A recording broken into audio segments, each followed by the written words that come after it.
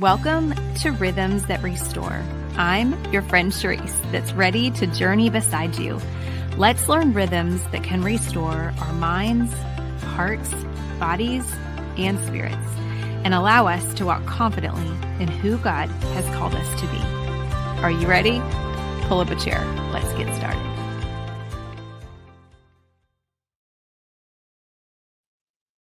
Hey everyone, welcome to the podcast today. I am thrilled that you guys pulled up a chair with us and press play today, and you are going to be in for such a treat, especially as we've been talking this last month about walking in your gifting and the art of gathering.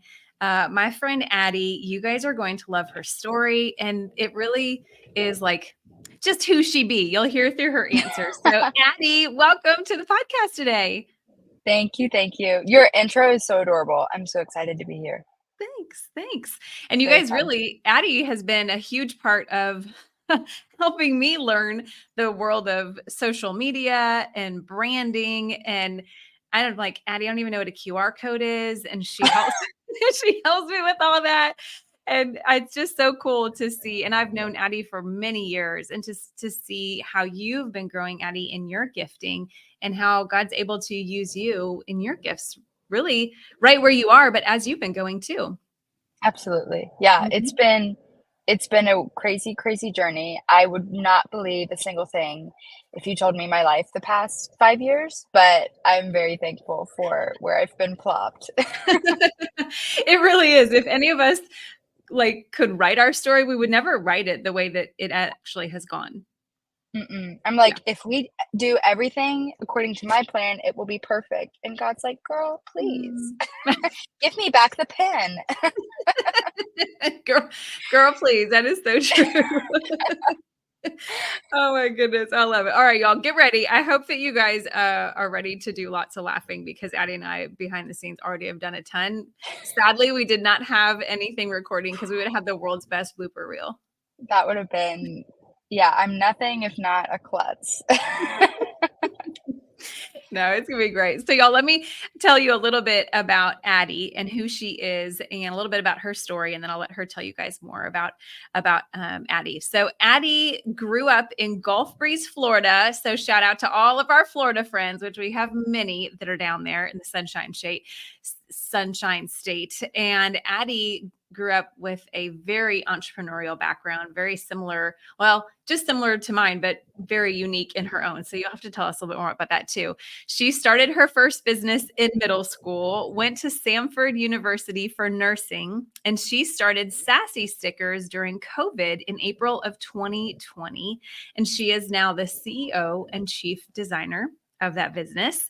She graduated with a degree in communications in 2022 and ultimately moved back to Florida in the Santa Rosa Beach area, but has very recently moved to the beautiful, sunny San Diego. Oh my goodness, you guys. So if you're watching on YouTube, you'll see Addie was like, I said, oh, aren't you worried you're outside? She's like, no, girl, 75 degrees. I'm like, don't even tell us Memphis this. So Addie, welcome to Rhythms That Restore podcast officially. Thank you. Okay, so now that everybody knows your professional accolades, we got to go back. And there's many questions I want to ask you just about your bio. So you were you born in Gulf Breeze, Florida? Yeah, I was born in Pensacola. This is going to pretty much lay out like my personality a bit, where I get my humor. And if I didn't know Cherisse like I know Cherisse, then I probably would not share this. I was technically born in Pensacola, and my mom and dad took me home, and they had to drive over the 3 Mile Bridge. And that is when my mom's milk came in, over the 3 Mile Bridge. And over those 3 miles, a lot happened and shocked the whole car. If you are a mama, you know what we're talking about.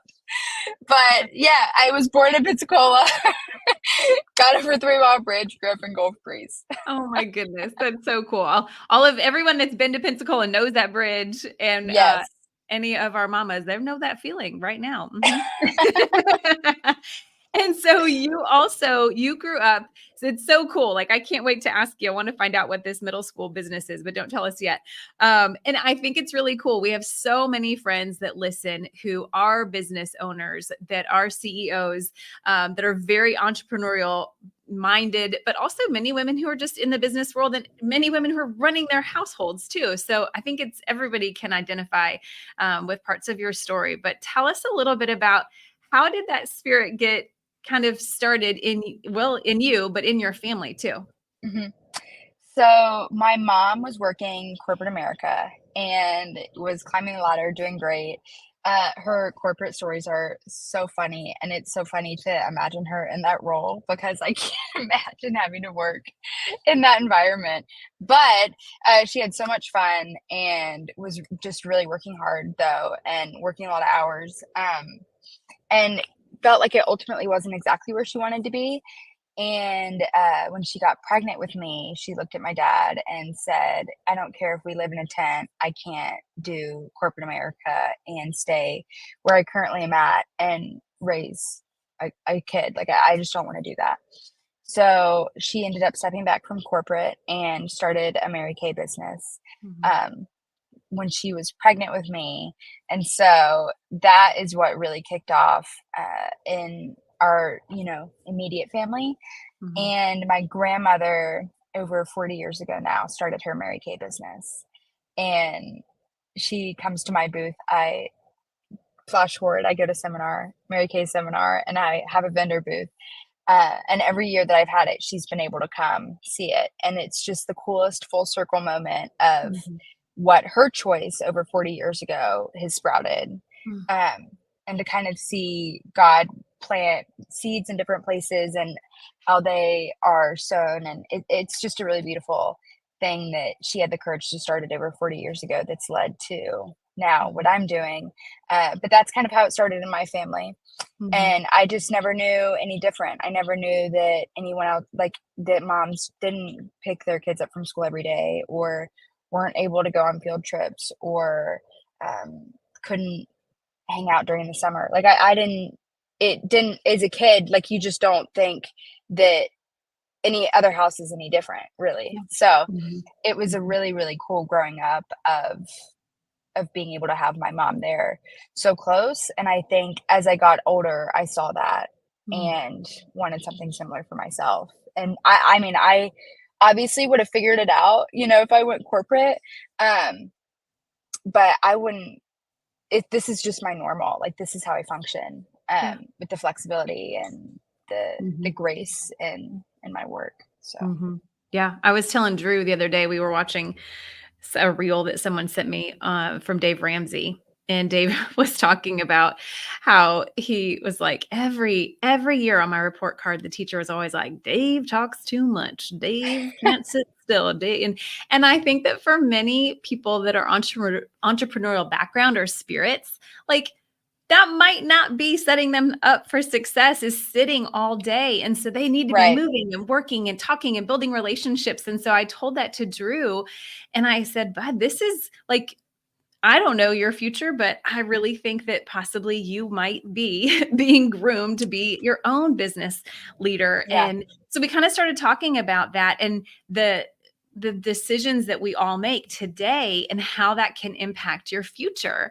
And he, he's 12 and he doesn't really ever have any deep conversations with me, but he was like trying to understand this. I'm like, yeah, buddy. So, the work that your dad and I do now impacts you, and the work that you do impacts the next generation, and the work that our grandparents did, it impacted us. And he's like, he doesn't get it still.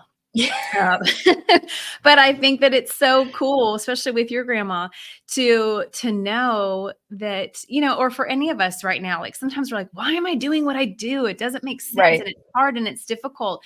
But we have to remember, like, continue pressing on, because we don't know how that's going to impact the next generation. And your grandma didn't know that, and it impacted your mom, and then it impacted you, and it even impacted your aunt, who's Yeah. also an entrepreneur. And so it's just really cool. And also impacted my life and thousands of other women, because your grandmother Yeah. persevered and she didn't give up on her dream. It's insane. It just, Mhm. because I feel like there's so many different ways that things could go. And Mhm. like, I wonder in heaven if we get there and we can like see like, okay, but if I would have made that decision, like what would have happened? Like, how would have that had an impact? And so I just think like, man, if she wouldn't have been exposed to the opportunity, or if she would have been in a different place and wasn't receptive to it, like what would that have done? Mm. Obviously, everyone would have figured it out, right? Mm. But it's like, what would my mom have even like come here and like come to the South and met my dad? And like, it's just, it's fascinating and sometimes a little bone chilling to think, like, what if everything went to my plan? Right, like you said in the beginning, where God's like, "Give me back that pen. Give me back that Yeah. pen, you." Yeah. So, so that's pretty cool, and I want to come back to that too in a second. But I am so curious, where you said you started your first business in middle school, because again, as women, especially hardworking women, which so many of us are, they're on here, like we just always have ideas, and we've just known how to do it ever since. So tell us what it was the business that you started. So it was called Initially You. And it was, I don't even honestly remember. I was always super crafty. My parents had this boat garage in the back of our property, and we didn't have a boat, and so it was just like storage and things. And I had an art studio back there, and I can close my eyes and like hear what I had on my little boombox. And it was this coolest, like most creative little space. I had my clothesline with it where I could like pin things. So it was a really, really, really cool space that I was able to kind of like nurture this creative spirit that I had. And that's where I think where a lot of it sprouted. But Mm.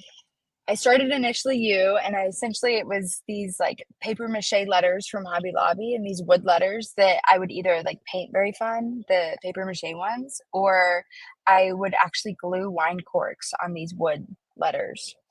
And it's so funny, like we'll still drive by houses in Pensacola and Gulf Breeze, and people will have them on their doors. And I'm like, oh my gosh, how old is that? Like, yay, it's still alive. But these wine cork ones are so funny. They're so crazy. They've lasted so long.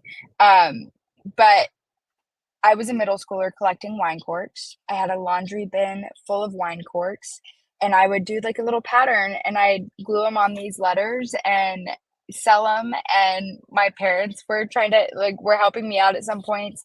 I still have scars on my fingers from a knife slipping trying to cut a wine cork. Like, it was just the funniest thing that all of a sudden kind of happened. And then I'm this middle schooler, like actively working like a grown adult.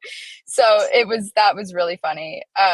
Kind of my first exposure to the entrepreneurial world. But then I ended up in high school competing in a young entrepreneurs program. I don't know if y'all have those in Mm-mm. Memphis, but Mm-mm.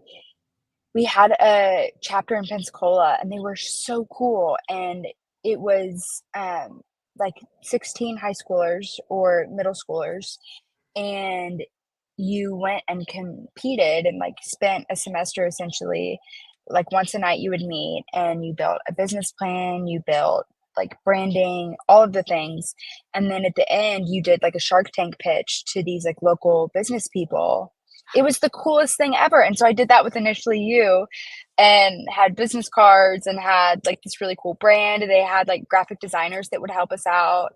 It was so cool. So that was probably when I really knew that like I had the ability to do that. Mm. Um, it built my confidence so much, even though it was something that I, didn't obviously continue, but it was still a really beautiful way that I think I was able to be so creative, but also kind of start fine tuning Mm. what it would really look like to be an entrepreneur. And that's so cool. You just, again, you don't know. You just don't know how our story starts getting weaved together, and one step leads to the next step leads to the next step. I think it's Right. fascinating. Okay, so that's middle school. Yeah. And we know about going to nursing school and going to Stanford. And I want to talk a little bit about like COVID and how that impacted your life, just like all of us, Mhm. and hear a little bit more about Sassy Stickers. And for a podcast first, I have someone that just rang my doorbell. Amazing. So I'm going to let you start the story with everybody. I got Tell it. us a little bit about that. And then I'll come right back. But you can start everyone else. Pay no attention to me. You just keep talking to everybody else.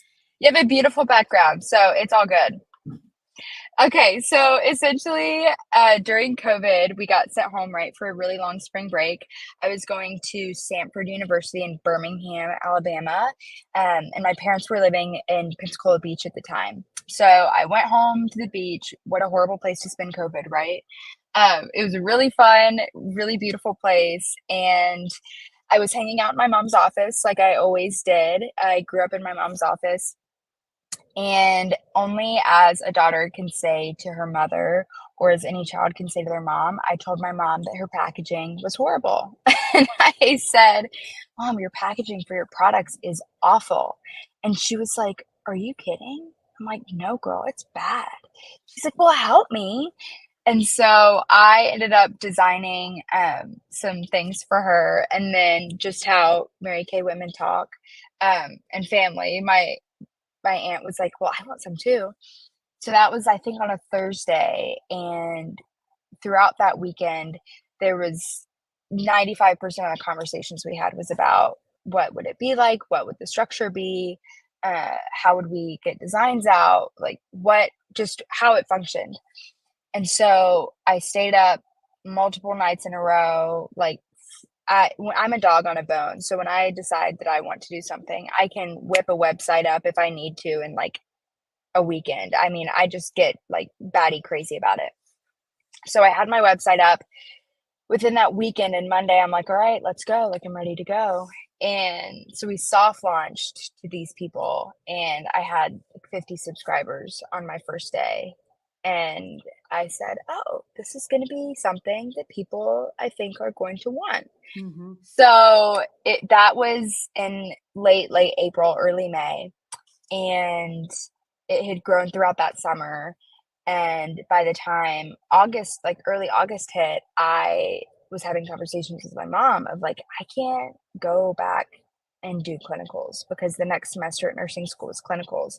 Mm-hmm. I'd done all the prereqs. I'd done my first semester of just like classroom things for nursing school. But the next semester was like active clinicals in the hospital. And I'm like, this has been my dream. Like, I would love to do this. I was doing great in nursing school, but I'm like, there's just no way that I can manage both. And so I'm going to have to pick. So I called my nursing advisor, and she's like, girl, this will be here if you want to come back. We'll be here when you come back. So go chase this. This won't last forever. So like the opportunity won't. So you need to go chase this. Yeah. So just how cool God used her. Like, man, because I don't know what would have happened if she was like, I mean, you'll never be able to come back to the program. Like, if she framed it different, right? And just said, I think you did so well, you need to stay. Like, I don't know what that would have meant. Yeah. So I ended up switching my major. I graduated with communications and a little bit of marketing in there. And I grew sassy throughout the rest of my college, and then was able to do it full time once I graduated. Addie, that you would start a business while you were in college and continue it. And what a perfect time too. Oh, it was crazy. And it's such a weird thing of like, I think we're still seeing ripples of COVID in our world today. Yeah. And I think like whatever side of the fence you are on, and like whatever opinions you have about COVID, like we can all pretty much say it was a pretty dark time and weird, horrible time for a lot of people. And so it's horrible, I feel like, to say. I don't know where my life would be without it, and I'm so thankful for it, but also like, oh, what a time. But Yeah. I mean, I really don't know I don't know. There's no way I would have started this if it wasn't for COVID and me going home. Right. Oh, 100%. 100%. Like, that is why I even know how to do this, because I am really like the most technologically challenged person, but I had to learn this technology, right? Like to be able to work with clients. And yeah, like I would not know how to do this at all. Plus I wouldn't have all these amazing friends like you that are gifted and to help in this. So again, like we were saying, how things that maybe even were meant for bad can end up turning for good. Right. And I think with My Sassy Stickers, it's a brand and a business that can help all women, whether they have businesses or not. Like specifically, I won't speak for all, but I remember moving to Memphis from Chicago, and I was born in Minnesota. And when we moved down to Memphis, I was like, wow, okay, Southern women are so much fancier than me. And then I moved from Memphis to Starkville, Mississippi, and they were Gosh, even, I had no idea you were in Starkville. yes, Oh even my fancier. Addie, I was like, what is a monogram? I didn't know what that was. I didn't know how to roll my hair. I still don't know.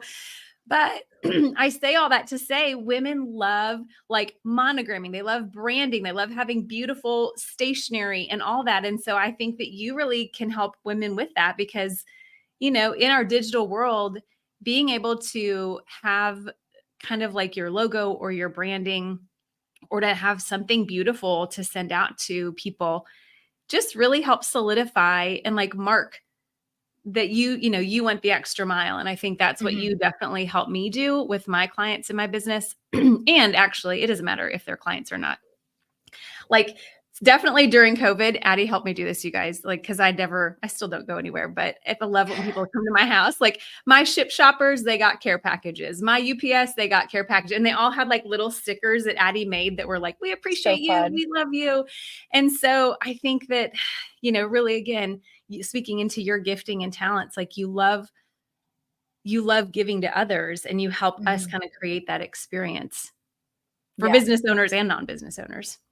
It's been so fun. I had no idea you were in Starkville. My dad went to Mississippi State, so I am far too familiar with Starkville. Yeah. Yep. Go Dogs. Right? Everyone Girl, my else, cowbells in Florida. that's it. Everybody's gonna be like, oh, all the Ole Miss fans just turned us off. They're not going. Keep listening, y'all. Bye. So I can't wait for everybody to check that out because truly, everything that Addie has on My Sassy Stickers is really cool. And it's not just stickers, it's postcards, it's logos. I don't even know. There's gear. That's not the right word. It's not gear. Merch. I do have game day merch. So technically we could call it gear. Okay. I love it. Game day gear. I love it. Okay. So we're going to take We're going to take a right turn. We're going to talk about, because you guys, yes, Addie is a business owner. Yes, she has such a cool background in nursing and in communications. But she also has a really powerful testimony. And in this, we're recording this in August, and it's, I think, been a big month of transition, Addie, for everyone. Going back to school, ending summer, a lot of my friends that listen are moving cross country because they're changing jobs.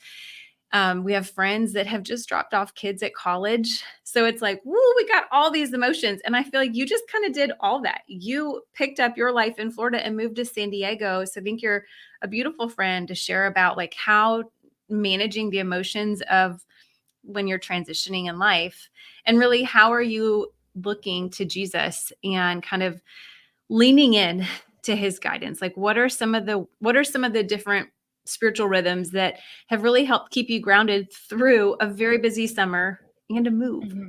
Yeah. My life has been nothing but transitions, like crazy. I imagine it to be like when you see like the conjuncture of a railroad and you have like the tracks that can switch. I hope people are following me that are just listening. But the whole idea of like when those tracks switch, then the train's going on a completely different direction, right? Like I feel like that's been such an image of my life the past 2-3 years of just massive like switches, massive transitions, like can't go back, crazy transition. And so, I mean, that really started when I graduated college in 2022. I ended up moving to South Alabama. I was engaged at the time, and he was great, but we just were not great for each other. And I just don't think I was not God's best for him. He was not God's best for me, if that makes sense. And the only thing that I know got me out of that was prayer from so many other people and the Mm. Lord's forgiveness and gracefulness to me in that season. Mm. And so the kind of crash I am now graduated, I should be like doing the post grad things and like living in some city with either like the culture of my college. A lot of people were getting married or were engaged by the time you graduate. And so that's what a lot of people were doing, or they were single and like moving to this great city. And now I'm living back with my parents. Like it was a really huge, like, blow for me. Yeah. And I kind of crash landed there. My dad was always the one that would wake me up growing up and like, we're going to church. Like every Sunday, whether he wanted to or not, he's like, we're going to church. And in this really weird season of my life, I was like pretty much sitting in some probably depression. Mm. And the bedroom I was staying in was downstairs, and my parents would have to walk past it to go to church, and I would hear him go every morning. But I'm like, I don't want to face people. Like I don't want to go. And my first Sunday back ended up being Easter, and I met a girl who's actually one of my really good girlfriends now. And that is when it kind of flipped in my head a bit for what community looked like in church. And I started going to small group there, and that is where my faith really started to grow leaps and bounds, was being in intentional friendship with people that were also on like that same Micah 6:8 mission of like living a life that looks like being an apprentice of Jesus. And that was it was a hard season, but it was also a really beautiful season of refinement and growth. And I think that has played out into my life now. After just moving, I, praise God, found a church here through a girlfriend that I actually introduced to the church I was going to in Florida. And so we kind of switched churches, which is funny to me. But she's like, if you love the chapel, then you're going to love this place. So I've started going to this new church, and I've only been a handful of times, but I've already seen the power of community in that church and how intentional they are with community and small groups. And we're sitting in church yesterday. The pastor literally had a couple that just got engaged stand up, and they're like, oh my gosh, congrats, we're going to pray over you. And it wasn't because there was 20 people in the room. Like there was hundreds of people in the room, but it was such a beautiful example of what community looks like in a church. And so to circle back and answer your question, that has been one of the biggest things in my faith, has been finding connection in small group with people. And that's something that I am seeing possible here, and really excited, because the hard thing is it just obviously takes time to build those relationships and get into those groups. And I know that that's on the horizon. I know that like is in the works of happening. So it's now just the weird like patience of knowing you're doing the work and knowing it's coming, but anticipating the fruit from those small group connections and those relationships and community in church. Yeah. I think that we know it's so powerful who we surround ourselves with. And I think oftentimes we can believe the lie, especially that came out of spending so much time by ourselves during COVID. Like, I don't have time. I don't have time to go. Right. I don't need to do this. Yet we are so reminded that we're not meant to live alone. We're not meant to do this life that way. And that Jesus modeled it beautifully, like how important community was. And you and I have been raised on the quote that you become like the people that you hang out with. And so we know how important that is. And I love the word apprentice. I don't know if I've heard that before, but learning how to be an apprentice of Jesus, and that he's the one that we imitate. And he's the one that, really we are working to, I was saying this to Addie earlier, like if we're looking to brand ourselves, like what is your personal brand? Well, that seems like a great way to brand ourselves on what did Jesus do and Yeah. how did he act? Because like if that's really to be our only goal in life is to reflect his image, that sounds like a great one to reflect. Right. Oh, absolutely. Yeah, Mhm. the whole principle of like apprenticing under Jesus and what that looks like. Um, there's this verse, and I'm gonna have to find it later. But in Florida, when the church that I was with was doing the Practicing the Way curriculum with John Mark Comer, Yeah. and one of the like ideas in there was that when you were apprenticing under a rabbi, like in old Jewish culture, Mhm. you would literally be covered in the dust from them walking because you were walking so close Wow. and you were doing everything you could to do exactly what they were doing. And so it's such a beautiful image of like Mm. following Jesus so close and like being so in tune and being so intentional about that, that you are covered in the dust of Jesus, of like walking so close and being that like it's the coolest image. It's so beautiful to think Yeah. like how that culture Mm. was modeling kind of what Jesus would be stepping into and then what we are called to step into. Mm. Wow, Addie, like I have tears in my eyes because of that image.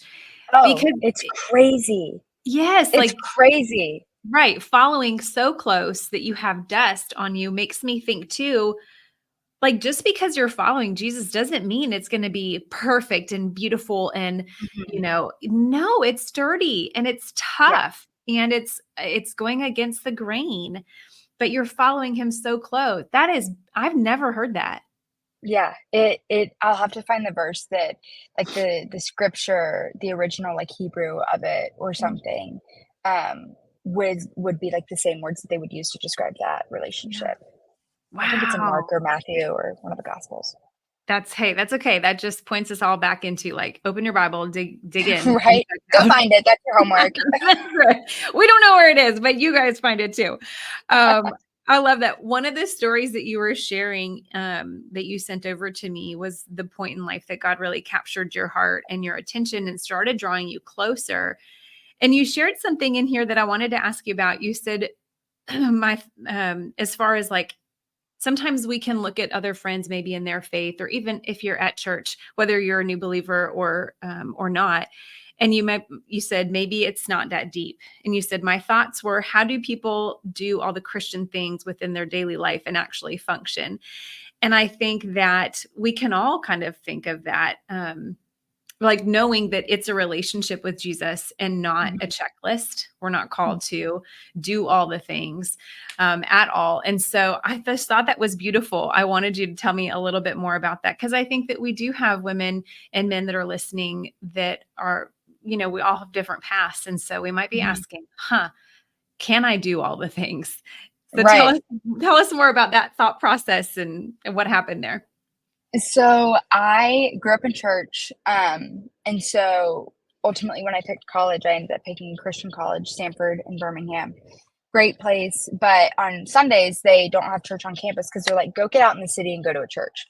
So I was in a really cool church, but just had a little, just through friends there, had a little bit of church hurt and a little church trauma. And I think a lot of people end up, unfortunately, walking away from the faith because I think in American culture can get so caught up in like following the pastor and following the people and not necessarily following Jesus. And so we get so tied into like the church hurt me and it's like, okay, but that wasn't Jesus. Like that's not reflective of our Father that loves you. So I think that's a whole nother can of worms. But essentially I was sitting in church with people that I felt were like I just was the worst Christian, right? Because I wasn't doing X, Y, and Z and I wasn't doing what it looked like to them to be a Christian. I wasn't doing those things. And so obviously I was doing a poor job. Um, and so and they were my close friends. And so I think I just was feeling super defeated. And I remember so vividly thinking, like, I guess it's just not that deep. Like, I guess, like, everyone, like, here looks so good and acts so good and, like, they have it all together. But I think it's just like, you don't know what's going on in their head, so they look like they have it all together, and maybe that's, like, they really don't, and we're all just figuring it out, and it's just not that deep, and, like, we go to church, and then we, like, go do our thing during the week, and then come back. It's not like I was snorting coke during the week, right? Like, being some crazy party animal, but, like, I was not, in quiet time for 6 hours every morning, and, like, going to these meetings and, like, saving people on the street, and, like, it just my life looked different, and so, all that to say, I then sit in a small group at this church, in Florida, like, last year. um, I have the note in my Bible. I'm a big, like, my Bible looks like graffiti, and I glue things in my Bible. There's, like, extra pages I glue in, like, it's crazy.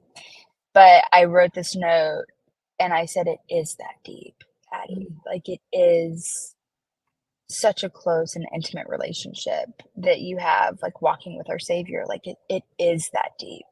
Like, it does affect your life, and it does, like, if you allow it to, it can bleed into every part of your life, and it can be so beautiful, Mm. and it can feel so messy, but, like, it can be one of the coolest experiences I think we get on this side of heaven.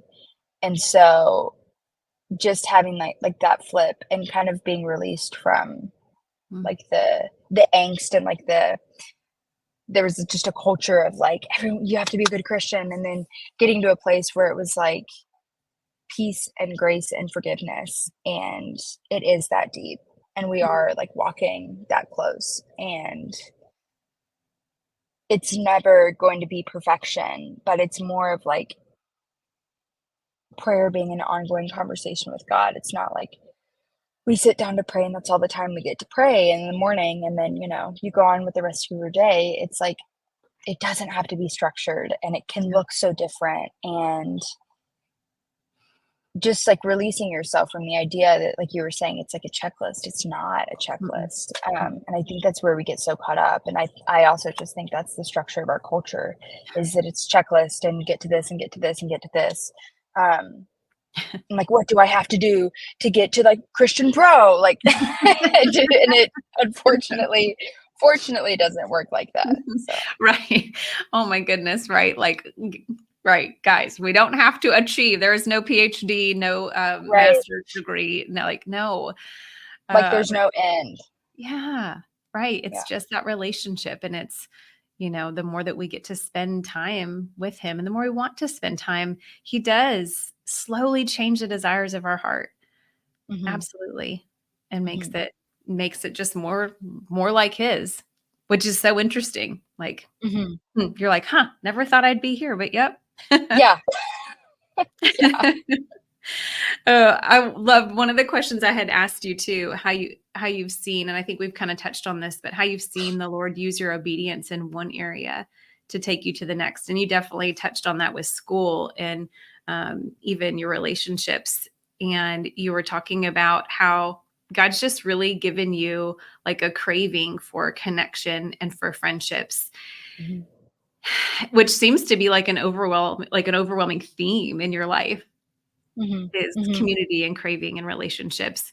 Um, how do you think too, like for maybe friends that have just moved to a new city or Mhm, maybe that are in that season where they have experienced some hurt from friends or mhm, maybe even from a church?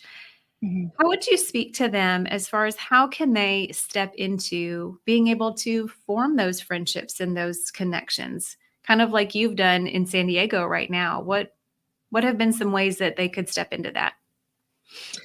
Yeah, I think it's, like, one of the worst and best things of it is the time factor of, Mm. like, regardless of how you approach it, it's going to take God-given patience, right? And it's the funny idea of, like, when we pray for patience and then God gives you the situations that you can practice patience, and it's like, I'll be praying and I'm like, "I just need patience." I'm like, "Nope, no, no, no, no, no, back it up. I didn't say that. Mm-mm. I feel like I'm so good at being patient. Like, please don't make me be patient." Um, but I think what's been so helpful for me, is really finding, like, since I've, been on the journey of finding a new church here because I just moved, um, finding a church that is so focused on Jesus and teaching from the Bible. And um, I think there are spaces and places for a lot of churches that are performative. Feels like a derogatory term to use, but and I don't mean it that way, because I think there's a place, and I think they draw people that are brand new to the faith, and it's like that is the only way they get saved, and like how beautiful is that? But I think there's something to be said for the places that are fostering very intimate community and are very intentional about how the people in the church are, and it's more about the community that you create with one another versus like, we're building this new campus and this new campus and this new campus and we have to fill them. Like I just feel, and I haven't been there a ton, but you can feel like during worship, it's a different, like, there's glimpses of, oh my gosh, is this what heaven's going to sound like? Like just finding a place that cares about community, like you want to be, like you want to care about community. And they're very intentional here about small groups and getting people connected on a level that goes past just the Sunday morning. Yeah. And so that would be my biggest encourager of finding a church that fosters that community, because it's hard to kind of forge that independently and like go up to someone on Sunday and be like, let's get coffee this week. I think going to small groups and like being able to engage outside of Sundays is something very, very special in a church. And being able to find that in a church that is so focused on relentlessly pursuing Jesus is kind of like the best mix of it all. I think the cocktail that's worked for me, right? Absolutely. And I'm glad that you brought that back up, because my friend Hillary Butler that was on a few weeks ago, she also had been walking through Practicing the Way with her small group and was sharing with us a little bit about it. And she's the one who shared that with me. I did not know anything about John Mark Comer. It's so cool. Yeah. What do you think has been the biggest takeaway? Because it sounds like you've been walking through that or practicing that the last few years. So kind of what has that given you a mind shift and helped you to really maybe simplify a little bit too? Yeah. So she might have brought up the book, The Ruthless Elimination of Hurry. That is, if you guys haven't read it since hearing that episode, then this is your reminder of you need to read it. It is the most beautiful thing. I literally was thinking about it this morning. The quote from the book popped up in my head of like, there's no love in hurry. Like we cannot love when hurried.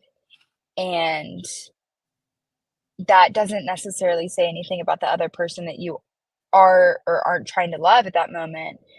But it's just the idea that we live in such a place where it's like, go, go, go, go, go.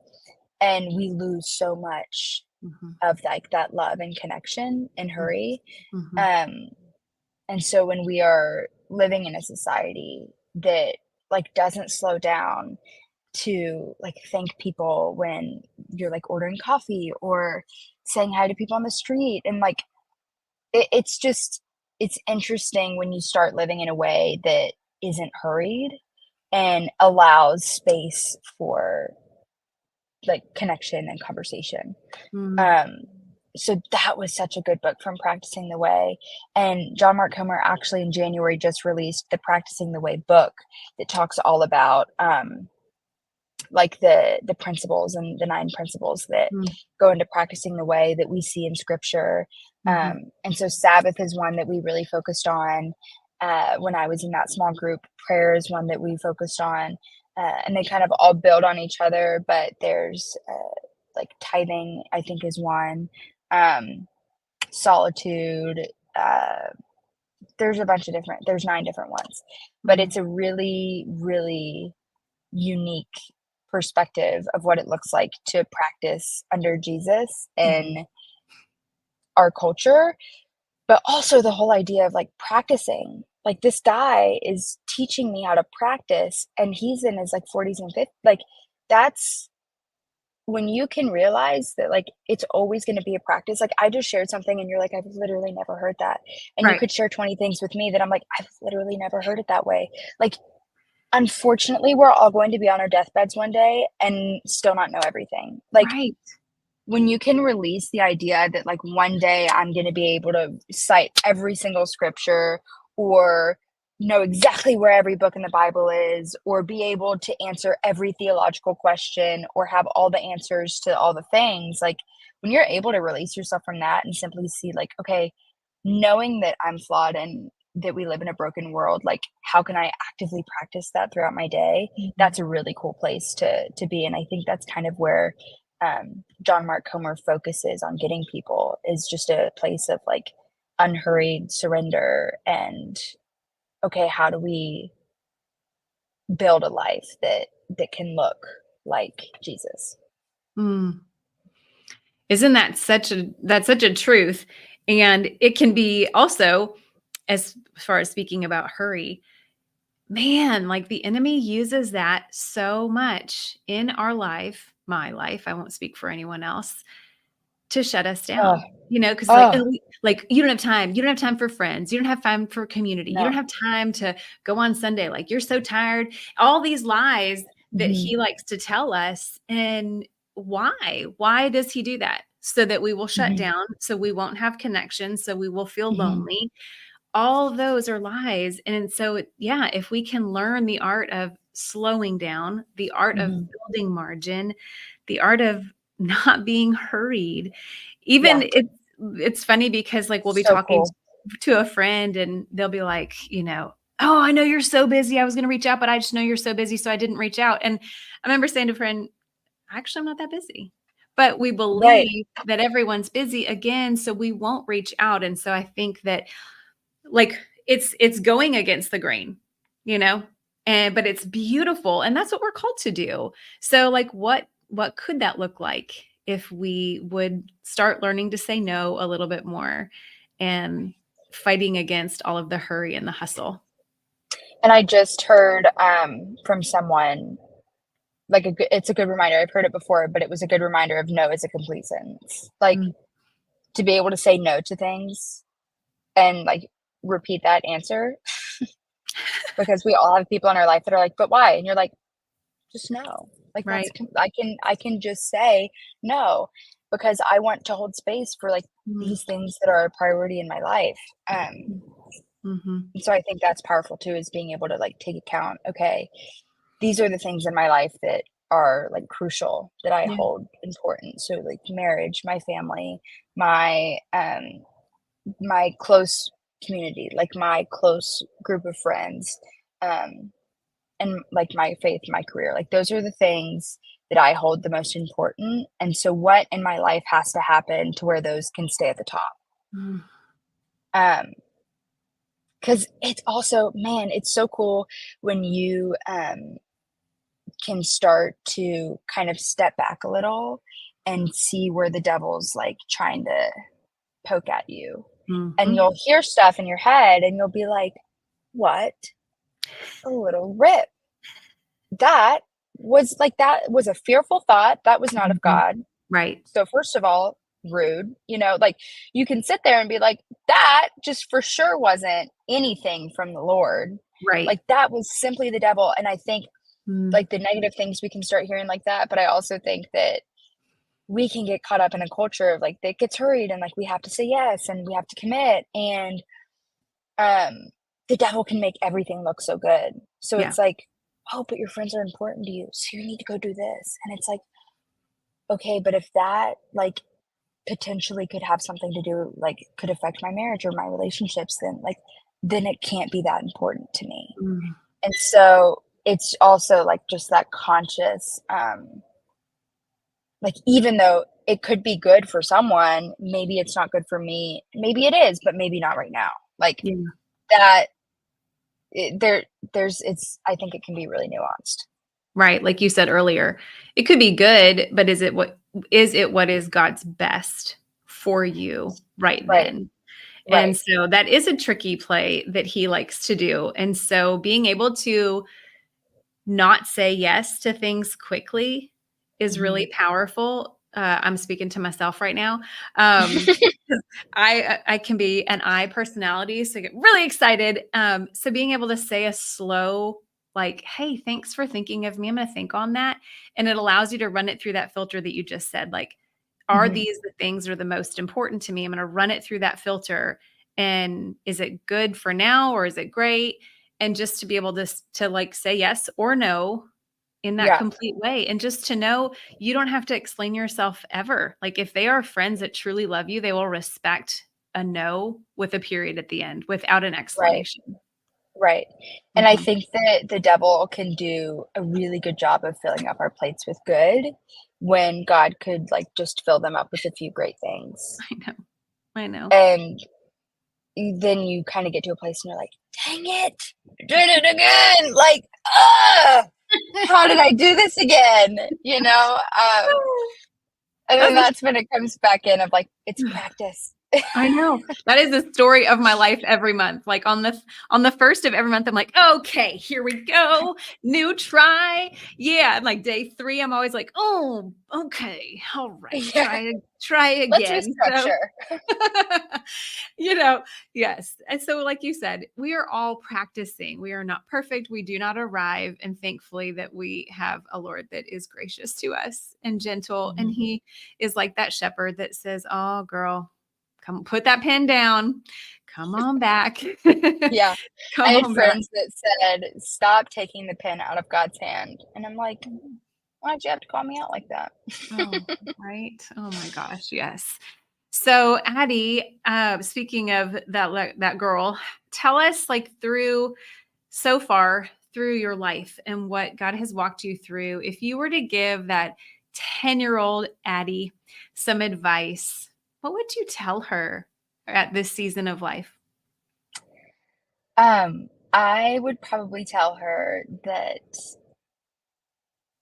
I there's this, like, cheesy quote, and it's probably covered in glitter somewhere on Pinterest, but the whole idea of, like, life is tough, but so are you. Mm, That there's going to be hard, crap things, but you have been placed in places that, have specifically built you to be here, and you have been put in places that you are needed and that there's purpose for you to be. Um, and just, like, encourage her that they're like, yeah, there's hard things, but you're gonna be able to get through them, mhm. um, and you're also probably there for a reason because someone else needs you. Like, oh man, there's a cool quote that talks about, God gave you this mountain so others could see that it could be crossed. So the whole idea that, you were picked for this battle or this opportunity or this purpose, and you were picked knowing that you would be able to do it, even though it would Mhm. be hard. So Yeah. probably something around that. Mm. Addie, that's so perfect. I mean, that's your story right there. You know, why you were to walk through those seasons of changing majors in school, Mhm. why you were supposed to walk through a season of having to say, this engagement is not what God has for me right now. And that was hard and Yeah, that hurt. And that was a yeah, season where you were like, this is not what I had wanted my life to look like. But God was like, yeah, no, hold on, I have something else. And even being in college and starting a business, nobody else was starting businesses, but you yeah, did. And so, absolutely, knowing that not sometimes, always, it's the toughest seasons of our life that God really does a lot of work, a lot of refining, a lot of pruning and planting. I think you're a yeah, beautiful representation of the fruit that comes from those tough seasons for sure. yeah. I to see I was just talking with my mom this morning. I was talking with my boyfriend over the weekend of like, man, how cool is it? Like all of the things that, you go through and that are tough and that um like that it was hard to get through and you did good getting through them, but man, what God created of it Mm, now and like that he carried you through that season to be here and doing what you're doing here. Like, how many people is this going to be able to impact that you had no idea when you were praying those prayers? yeah. Um, So I think that's it, that's been something that I'm so grateful for.